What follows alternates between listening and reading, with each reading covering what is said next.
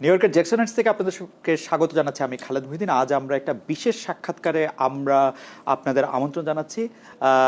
আজ আমাদের সঙ্গে যিনি রয়েছেন তিনি আনফর্চুনেটলি বাংলা বলেন না, বাট আমি আপনাদেরকে কিছুটা অনুবাদ করতে সাহায্য করব। আমি আর কথা বাড়াচ্ছি না। Let me introduce the mayoral candidate, the honourable assemblyman Zoran Mamdani. Mr. Mamdani, let me, before I introduce you to my audience, can you please introduce yourself a bit? And we would like to hear a bit of story as well. I mean, you are an Uganda-born, Manhattan-raised Indian Muslim who is running for mayor this year. I mean, wearing this bunch of hats, it's not easy, and still we want to hear your childhood story, especially the sneaker one. And if you start with Bangla, it will be very nice. Yeah, thank you so much. Absolutely. Well, Amar Naam Zoran Mamdani. I was born and I grew up initially in Kampala, Uganda, in East Africa. My father's family is from Gujarat. They moved to East Africa about 200 years ago. Okay. My mother's family is from Punjab. They still live in India today. Yeah, and introduce your mother as well. She's really, yes. My mother is Meera Nair. Yeah. She is an incredible film director, if I can say so myself. Yeah. And she raised me with the saying that if we don't tell our own stories, no one else will. Yeah. And so much of this campaign is about telling the stories of New Yorkers. And this is a city that is near and dear to my heart. I moved here when I was 7 years old. I grew up in Morningside Heights. Yeah. I went to high school at Bronx Science. I went to college in Maine. And when I came back to New York City, first I worked in local politics for a little while, working to help elect the first South Asian City Council member, the first Arab City Council member, and then I became a foreclosure prevention housing counselor. So I worked with low to moderate income homeowners in Jackson Heights and Richmond Hill across Queens at an organization called Chaya CDC to keep them in their homes. Yeah. For our audience, Mr. Mamdani is only 33. I mean, close to 34, right? Close to 34, yes. But he's an achiever. I mean, he's a musician, a rapper, turned politician. And his stage name was Mr. Cardamom, right? Yes. So he's many things. But let's come to some questions. Please. Like your popularity is growing. I mean, you were facing a Democratic primary within 50 days. 44 days. 44 days, yeah. So your popularity is growing. But may I ask you, you are popular among us. Us means like, I'm not that young, but young, immigrant, liberal, and Muslim community. And may I say, not among billionaires. So my question is like the other New Yorker, I mean, who are not young, who are not immigrant, who are not liberal, who are like a bit rich, a bit. So they are your constituents too. I mean, what is your offer to them? They are like, you know, to be the mayor of New York City, you have to be the mayor for every New Yorker, not just the ones who support you. And this is a city of 8.5 million people. And they deserve to have a leader that looks at each of them as a constituent. And our campaign is about affordability. We are living in the most expensive city in the United States. It's the third most expensive city in the world. It's tied with Zurich. And even if you are a New Yorker like the one you described, older, not liberal, you are still feeling the pain of this affordability crisis. Even New Yorkers who make $200,000 a year, I hear from them about how expensive it is for them to go to the grocery store, how they used to be able to afford everything that they wanted, and now they're feeling their pockets start to be pinched. And ultimately, even if it's not affordability, you hear from many New Yorkers about quality of life. They want a cleaner city. They want a better run city. They want a city where they do not feel that sense of anxiety. So much of that comes back from a city government that is fully funded, a city government that has a mission to deliver a world-class city for a world-class people. And that is also at the core of our campaign. Yeah, I can see. I mean, I think for your age as a politician or the tenure you are in the politics, you are being most interviewed. I mean, the media is after you. So I know affordability is your middle name now. But the thing is, some says, I mean, if your vision comes true, then the whole city will be bankrupt. I mean, there will be no. I mean, you are too good to be true. I mean, yes, I would tell my audience that's like you are campaigning for affordable housing, free public transit, free buses, childcare for free, corporate tax reform, community safety. But all those combined, actually, what do you think? I think for a long time, yeah. Politicians have told New Yorkers that to dream of anything more than today is unrealistic. We have asked New Yorkers to celebrate crumbs that can't even feed their family. Yeah. My agenda, the core agenda, is about freezing the rent, making buses fast and free, delivering universal childcare. Mm-hmm. Freezing the rent does not cost any money from the city. Mm-hmm. It just limits the amount of an increase that can happen for rent-stabilized housing, 2 million tenants. Yeah. Making buses fast and free has a cost of about $700 million. Okay. Universal childcare has a cost of, let's say, about $6 billion. Mm-hmm. This is significant money. But this has to be understood in the context of a city budget that has $115 billion every year. Mm-hmm. State budget has $252 billion every year. So we've put forward a plan that will raise $10 billion every year to pay for our entire agenda and create a little bit of our ability to Trump-proof our city, to be prepared for the cuts that will come from Washington, D.C. We raised this $10 billion by raising the top corporate tax rate to match that of New Jersey, just the same as our regional neighbor, to raise income taxes on New Yorkers who make $1 million or more every year by a flat 2% increase, just $20,000 more for someone making $1 million. It's like a rounding error. Those two things together raise $9 billion. And the final billion of the $10 billion comes from good government reform. Okay. Actually bringing down the cost of procurement, hiring more fiscal auditors, collecting the fines and fees the city is owed. These things together will fund our agenda and more. It's not too good to be true. It's actually coming soon to a city near you. But to me, you are sounding a bit like modern-day Robin Hood, who wants to tax the rich and to feed the poor. To feed the poor. But I don't know. I mean, do you really think it will happen because the corporate taxes, you want to increase it or match it like the New Jersey as it is now? So the businessman, the entrepreneurship will remain the same, or you are just, I mean, if you increase the corporate taxes, I found you saying people that it will, I mean, New York law states that you don't have to have business headquarters here. You just have to have business to raise the taxes. But still, if they decide they would think some other way to evade the taxes, does it help you out, guys? I think it's important to say that the corporations we're talking about are a significant minority of the number of businesses. Yeah. We are talking about those that are making profits of more than $3-4 million every year. That is very different from the small businesses across our city. And as you said, our tax law applies to anyone that does business here. Yep. And we have an economy of about $1.3 trillion. If New York State was a country, it would have the 10th largest GDP in the world. Yep. No one is going to stop doing business here if they can avoid it. And that is how we can ensure we raise the revenue to also increase worker retention at these businesses. Because when you speak to a business owner, they will tell you one of their issues is, I cannot keep my employees on because they cannot afford to live in this city.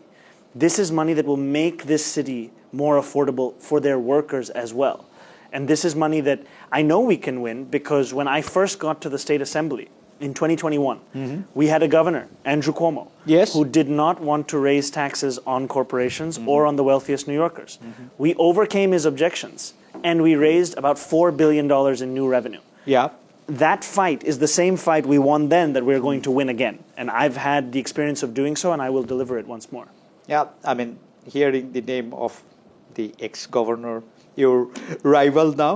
I was looking for your social media handles and pages where I can quote you where you says, "I ask you to judge me by the enemies I have." Who are your enemies actually? I mean, you actually wrote it. I mean, this was about Paul Singer. Yeah. Tell me about it. I mean, who are your enemies actually? I mean, branding someone as enemy, are you making more enemies? No, I'm also quoting the words of FDR. Okay. In this tradition of American politics that says, I welcome the opposition of New Yorkers who have made money off of this crisis, specifically billionaires. Paul Singer is someone who donated more than $1 million to Donald Trump. Yes. This is someone who is indicative of the kinds of interests that are lining up behind Andrew Cuomo. People who have made an immense amount of money, who are threatened by a city that is fair and a city that refuses to keep padding their pockets at the expense of the working class. But you are like, do you think how, I mean, I'm coining these things because I want to be a bit nice. Please. I don't know, because you are not so nice always. We can see you raise your voice, you go fight against the trooper. So how do you, how do you describe yourself that as like, how does it fit you? I mean, you are, sometimes don't you think you are representing a part of people, not the whole? You know, I am someone who I seek to always be agreeable in the manner in which I discuss issues with people, even if we disagree on the issue itself. But in the instances you're speaking of, when I was shouting at Tom Homan, the so-called border czar of this country from the Trump administration, I'm also someone who's willing to fight. And I think too often, especially for Democrats in our country, we are not willing to fight for what we believe in. We want to sit and wait at the opportunity when it is given to us. We have to sometimes take those opportunities to speak up for Americans whose questions are not being answered by this administration. How is it working? I mean, it's helping you, or like...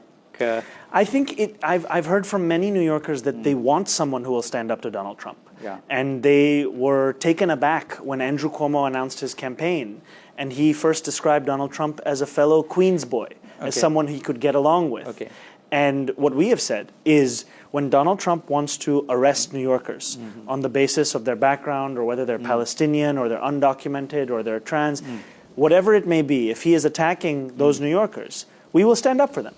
Now, if Donald Trump wants to deliver cheaper groceries like he ran his campaign on, we will say we can work with you on that, because we have a plan to deliver cheaper groceries. Speaking of Palestine, I mean, you have branded yourself, consciously or unconsciously, as like not anti-Israel, but you are like a very strong voice of the oppression of some.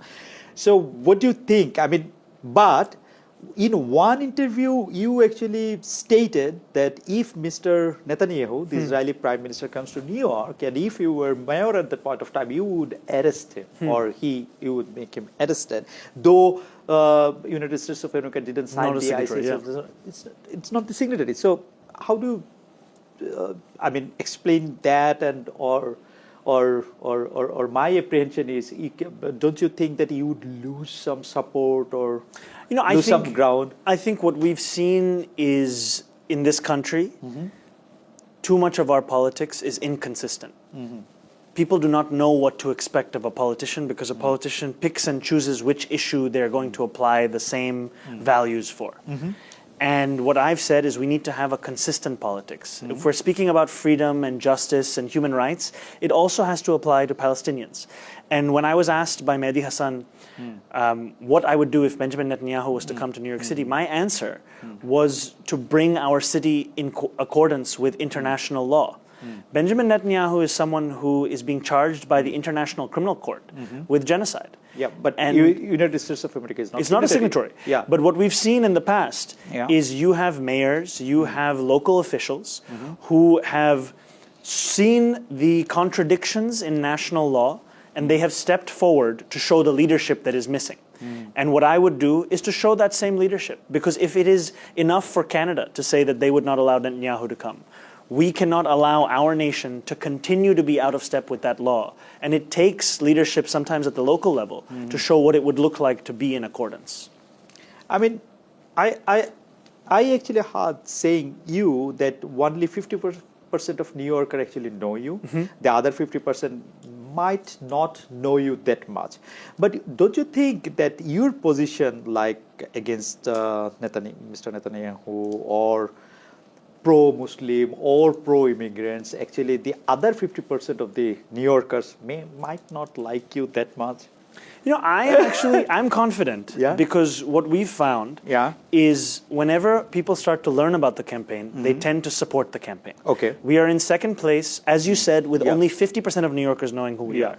Now, thanks to the fact that we raised the $8 million, the maximum we can spend in the race, thanks to having raised it faster than any campaign in history, we have $7 million on hand for the campaign to advertise its message and to reach the other 50%. Also, that 50% that is yet to hear of us, many of whom are above the age of 50. And this is a message that we now need to share with every New Yorker of every age. And what I've actually heard is the message we have, whether it's about Muslims or immigrants or Palestinians, it's a message of equality. It's not a message of supremacy or a hierarchy. It's a message of equality and consistency. And that is something that resonates with many New Yorkers.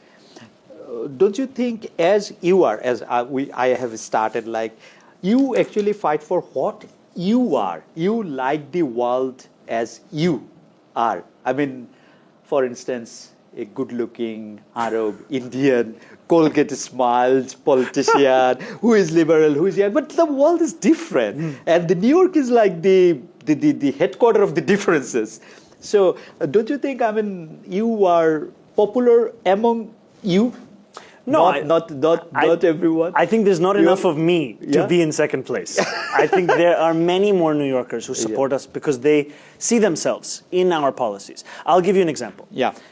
Though I'm married, I do not have children. Okay. Still, our campaign has a focus on our children because we know that they are the future of our city. So we put forward a platform about transforming our schools, making them healthy and green, taking 500 schools and ensuring that they are up to code with HVAC, with solar panels on their roofs, with playgrounds that are not made of asphalt but are instead healthy and green. This is a focus, even though it's not a personal experience of mine, because I think we need a leader that looks beyond themselves, a leader that understands a New Yorker's concern must be their concern, and that, therefore, is part of our campaign.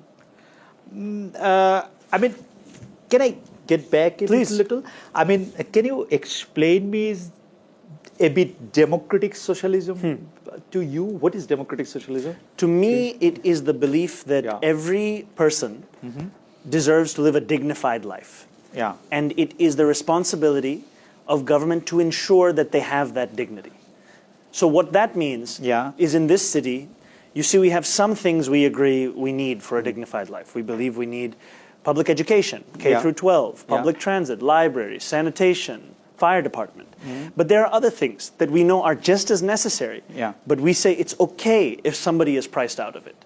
If we're talking about housing, or food, or internet, these are all things we know are just as important to a life in a modern New York City. But some people can afford it, some people can't afford it. My vision is for a New York City where every New Yorker has the basics that they need, that they can't be priced out of those things. They have them as the foundation of their life. I mean, in Mayor Mamdani's city, I apprehend somebody can apprehend like that. There will be, everybody will be equal, but someone will be more equal than others. No. You and I will. It's a very good reference. You and I will be more equal than the rest of us. Because we are immigrant, because we are. In my city, it will be one that looks at each and every New Yorker as being deserving of the same rights, of the same recognition, the same respect of their city.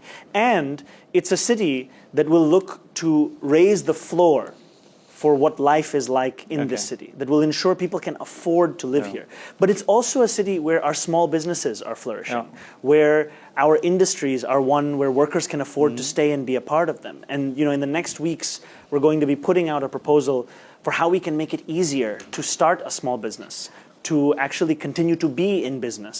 Because too often city government has a complex web of regulations and applications and fees that make it too difficult to thrive here. I think you remember last time we met, it's like the election time. Yes. And the November, the presidential election. So for the first time, and I was surprised, I was listening to your analysis, like when the result was being declared, the result was coming out from everywhere, especially from New York. You see, for the first time, Mr. Trump or the Republican Party gets more votes than like last time they get so much of votes in 1988. So don't you think people of New York, the New Yorker, now a bit rightist or thinking someone like Trump-like person, then a Mamdani-like person who is like leftist, a bit immigrant-friendly, a voice for the poor. Don't you think they want a bit rightist? I think what New Yorkers want is change. And as you said, in the country of the United States, the state with the largest swing towards Trump was New York, 11.5%. And when we saw where that swing happened, it was far from the caricature of Trump voters. It was in the hearts of immigrant New York City. Fordham Road in the Bronx, Hillside Avenue in Queens. I went there to speak to those New Yorkers. And when I asked them, how did you vote for and why? Okay. I heard many say, either I did not vote or I voted for Trump, and I did so because I remember having more money in my pocket 4 years ago. These were voters who were struggling to survive and who saw one campaign, as insincere and ridiculous and horrific as we know Trump to be, they saw one campaign speaking to that affordability crisis, speaking to that deep desire for change, and speaking to the struggle that they were living through. And it is a lesson for us as Democrats that if we do not address the difficulties that working people are facing, another party will exploit those same difficulties. Okay. And as you said, about 100,000 more New Yorkers voted for Trump than in the last election. Yeah. But more than 5 times as many, more than 500,000 didn't vote at all. Yeah. And to me, that's a story of people who don't see themselves in politics. They think of politics as a compromise that has little relevance to their life. Our campaign is offering them a politics that votes for something. Yeah. And we believe those same voters Yeah. who voted for Trump, when I told them I'm running to freeze the rent, to make buses fast and free, Yeah. to deliver universal childcare, they said, I'll vote for you too. Okay, we are like, thank you so much for your time. This is my last question. Please. I want to finish with what's something about you that most people actually do not know? Is there anything? Oh, something about me that most people don't know. Yeah, because you are a good singer, we know. Something about me most people don't know is my middle name. Okay. You said my middle name is affordability, but it's also Kwame. Yeah. And Kwame is a middle name my father gave me. He gave me this name, naming me after Kwame Nkrumah, right, the first Prime Minister of Ghana. Right. And he gave me that name to remind me that the struggle we have is a struggle for everyone. Okay. It's a struggle that cannot just be for yourself, not just be people who hold your same identities, but everyone who is going through this life and this difficulty. All of them deserve dignity. Mr. Mamdani, I wish all your success. Thank you. And I want to see you as the top candidate, at least in the month of June, and the top fight. Thank you. And I wish you all the best. Can you say onek dhanyabad to our guest in Bangla? You have to say it slower for me. Onek dhanyabad. Onek dhanyabad. Thank you so much, Mr. Mamdani. দর্শক, এই ছিল আমরা mister মামদানিকে শুনলাম। আমরা আশা করব যে আমরা এই নিউ ইয়র্কের এবং মার্কিন যুক্তরাষ্ট্রের আরো এরকম রাজনীতিবিদদের আপনাদের সঙ্গে পরিচয় করে দিতে আপনাদেরকে অনেক অনেক অনেক ধন্যবাদ। Thank you so much. Thank you.